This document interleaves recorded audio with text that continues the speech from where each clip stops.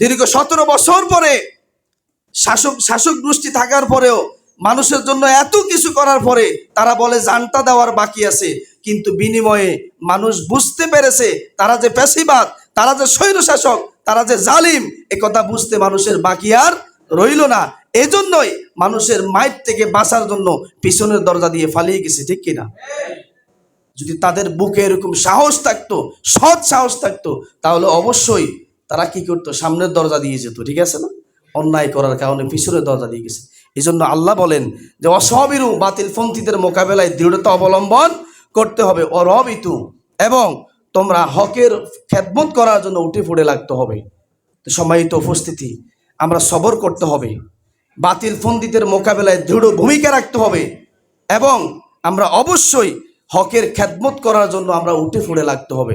এটা ইসলামী আন্দোলন কর্মীদের একটা বৈশিষ্ট্য। এই বৈশিষ্ট্য দিয়েছেন কে? সম্মানিত উপস্থিতি, আমি কথা দীর্ঘায়ু করব না।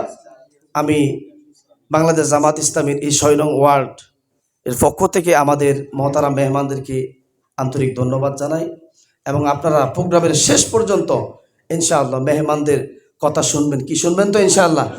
যে কথাগুলো বলেছি এই অনুযায়ী প্রথমে আমি সহ আমাদের সকলকে আমল করার তৌফিক দান করুন। ওমা তৌফিক ইল্লা বিল্লাহ। আসসালামু আলাইকুম ওয়া রাহমাতুল্লাহি ওয়া বারাকাতুহু।